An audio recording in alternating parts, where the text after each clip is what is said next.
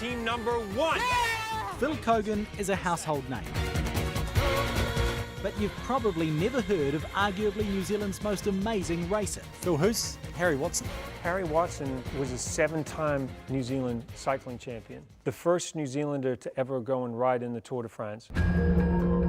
If that's news to you, don't feel bad. I love Tour de France history, and I could not believe that I did not know who Harry Watson was, and I come from Canterbury and I love cycling. I was actually a bit embarrassed, to be honest with you.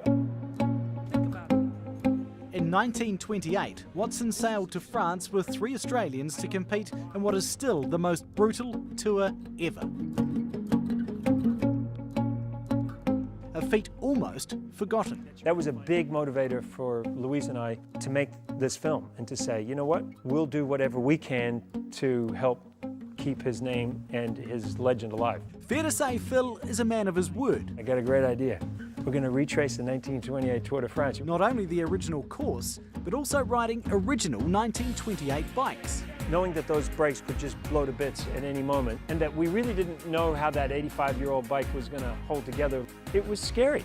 Not that he wasn't warned. I don't think you know what you're letting yourself in for, and if you did, you wouldn't do it. Were they right? Yeah. Yeah, I mean, it was ridiculous. But I never said I was bright. I just said I was gung-ho. Phil and his mate Ben rode almost 6,000 kilometres, often starting and ending in the dark. Beyond brutal. Beyond brutal. I've pushed myself physically and mentally before, but this was like at a whole other level. Self-funded, the ride is a triumph at every turn. This film was so handmade. It was my mum, my dad, my brother, my wife and business partner, myself, my best friend Scott.